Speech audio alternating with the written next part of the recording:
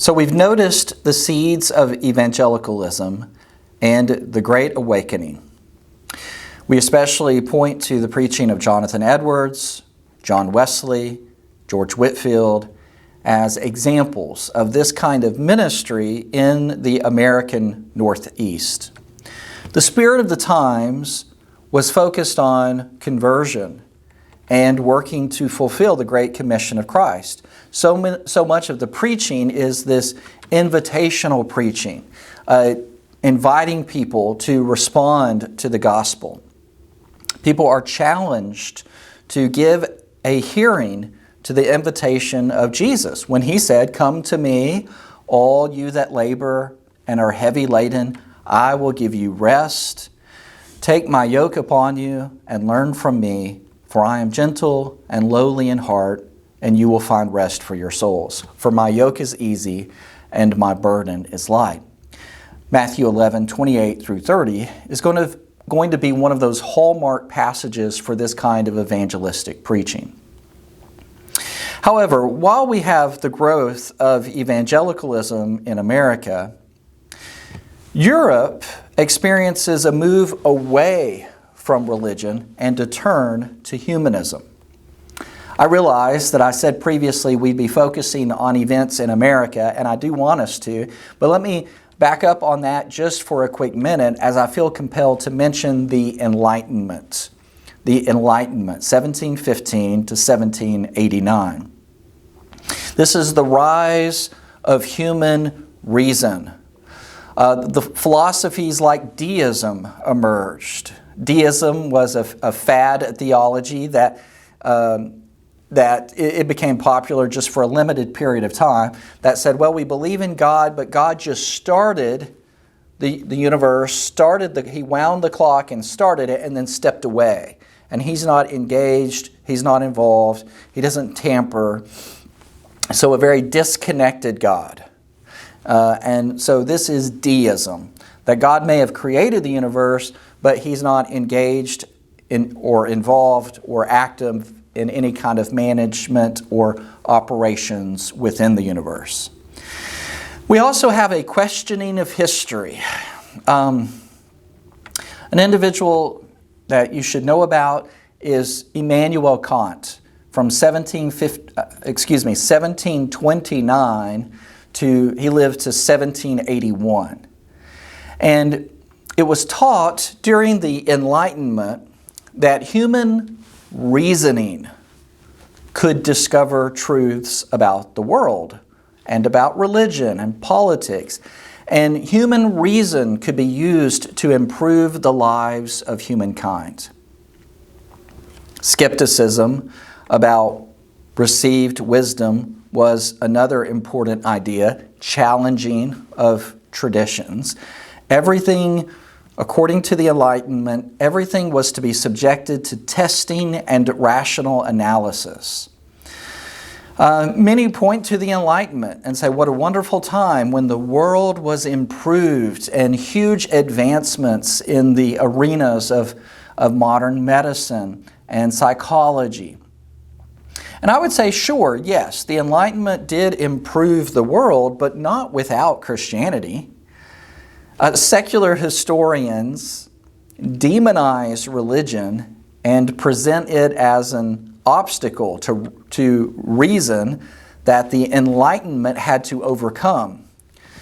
But I challenge that narrative as a Christian historian. I push back on that and I say that, but the truth is that Christianity has contributed immensely to the betterment of our world. Jesus claimed he'd come to bring good news to the poor, Luke 4, verse 18. He decried racism. Jesus raised the status of women and children, insisted on love across differences, and placed care for the weak and marginalized and depressed as the bullseye center of ethics. When you care for the least of these, you care also for me, Jesus says. And so for all of the failures of Christians through the ages, Jesus' followers have gone on to found universities, discover science, start hospitals. So many of our top-tier universities, their origins or their beginning so often is the training of Christian ministers. And so 2,000 years later, should it surprise us if the world has become a better place? I think because, in large part, the contribution of Christianity. And one of the significant negative repercussions of the Enlightenment movement is the artificially contrived divide between faith and reason. This is where we are really going to have the idea put forward that these two things are diametrically opposed to each other. Are you a person of faith or are you a person of reason? As if you have to choose, as if you have to pick a side. People of faith, Christians, we affirm that God is a God of order and reason, and we reject that false dichotomy and say that we can have reasonable faith. And it is reasonable and right for us to not only believe in God, but believe that He has revealed Himself chiefly through His Son and the sending of Christ, and through the giving of His Word by inspiration so that we can know His will. All right, two German philosophers cast a long shadow over the church during the 19th century.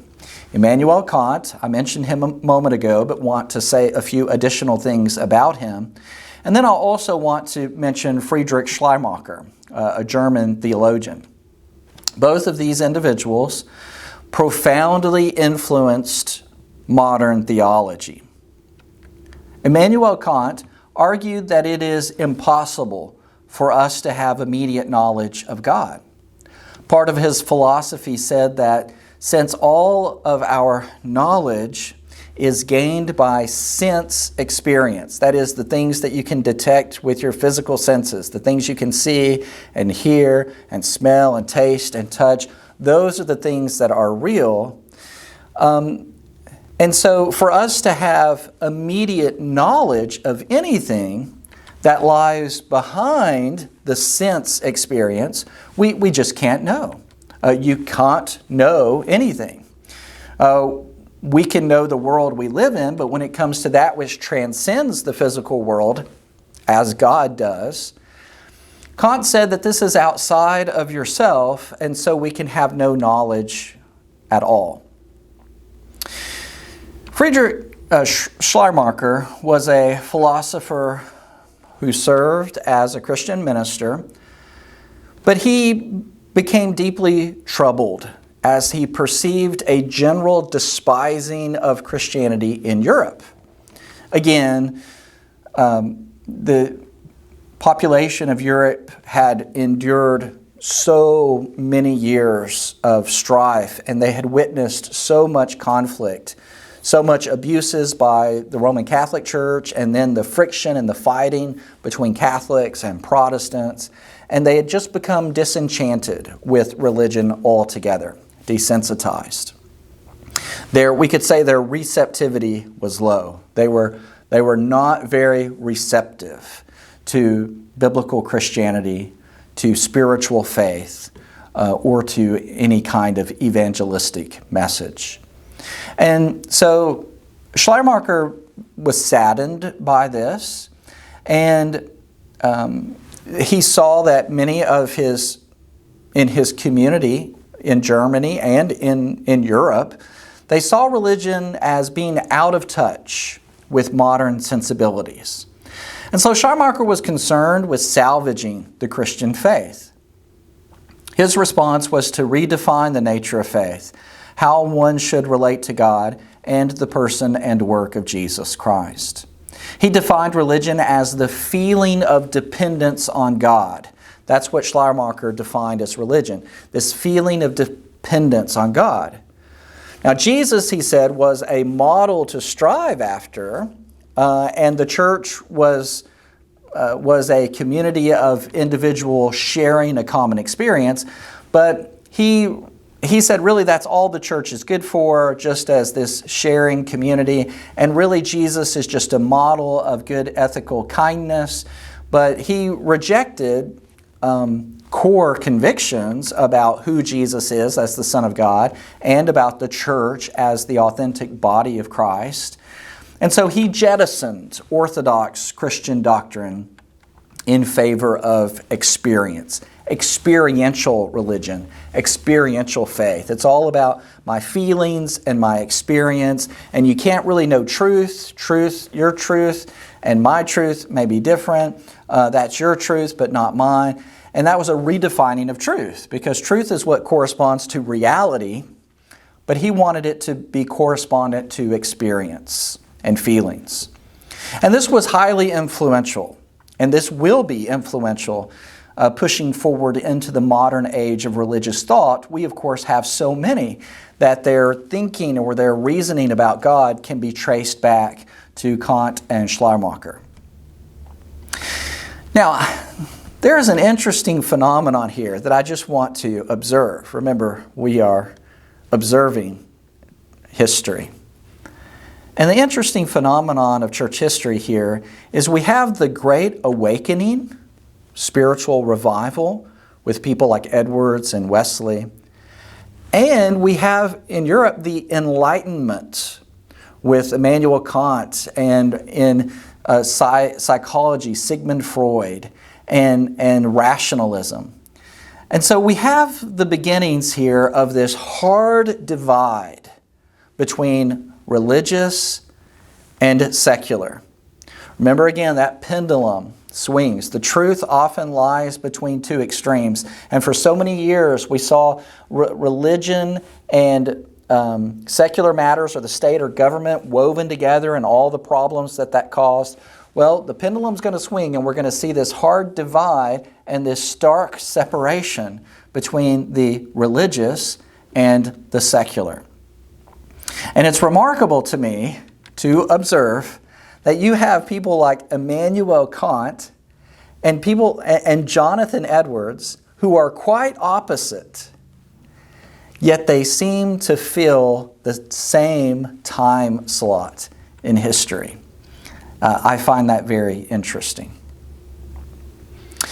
Well, we mark the modern era, 1750 to 1800. We're going to have, thanks to Schleiermarker and Rudolf Bultmann, the rise of liberal Protestantism. And again, liberal Protestantism is going to be, we don't really believe that the Bible is a book of history, it's just a book of faith, and those are different. And this liberal Protestantism says things, we can't really believe in the miracles of Jesus. The little boy brought bread and fish, and there wasn't some kind of miraculous multiplication, but instead the Spirit of Jesus was that everybody, we were moved by this little boy, and everybody started sharing their lunch, and so everybody had something to eat because everyone in the community started to share. And the writers of the Bible, they really invented the myth of this Jesus of faith versus the Jesus of history. And they say really the New Testament is a lot of propaganda, just trying to present this mythical portrait of Jesus. We can't really believe in the miracles. Liberal Protestantism often boils down to a rejection of the supernatural and trying to mesh up the Enlightenment idea of reason. We can rationally explain the documents of Scripture, and we can take out all the miraculous and supernatural, but it is a good story of a wonderful movement of people wanting to be kind-hearted and generous. But what you're doing is you are taking the power of the gospel out of the message of Christianity, and then you're left with just an empty shell of what it's supposed to be. Okay. Again, I realize we're covering lots of time, lots of people, but it's good for you, as I've said before, to be exposed to these things and just to begin to hear some of these things, and it gives you something to build upon in the future. We do have, as an important historical peg, the Declaration of Independence in 1776. Later on, I feel like I should mention also we're going to have Charles Darwin and his book, The Origin of Species, in 1859.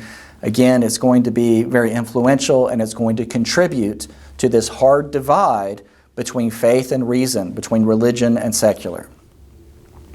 Well, as we conclude our study of the historical period of the Reformation movement, and we're bringing that to a close, and we are going to transition to the fifth and final period of church history, which will be the Restoration movement. The efforts of reform were attempted, but what we really need is a restoration, to go back to the beginning and to try to reproduce first century ancient Christianity in this modern age, being what they were as the church, doing what they did in order to become a Christian, to restore it back to its original condition. And so that's going to be the endeavor of these leaders who step forward in America to pioneer this new movement, this restoration movement. It's a unity movement, and it's going to attempt to restore first century New Testament Christianity and to present that as the model that we should be following. But as we conclude the Reformation movement, there's been a lot of things happen, a lot of exciting things, a lot of sad things. We've seen individuals sacrifice a great deal. We've seen wonderful projects being accomplished, such as translations. But the lesson I want to leave you with is this: it takes courage and conviction and unrelenting resolve to stand up for the truth of God. And again, I admire so much those individuals who did that very thing during the Reformation movement. And may we have that kind of courage to hold to our convictions and do what's right, even if it calls for great sacrifice.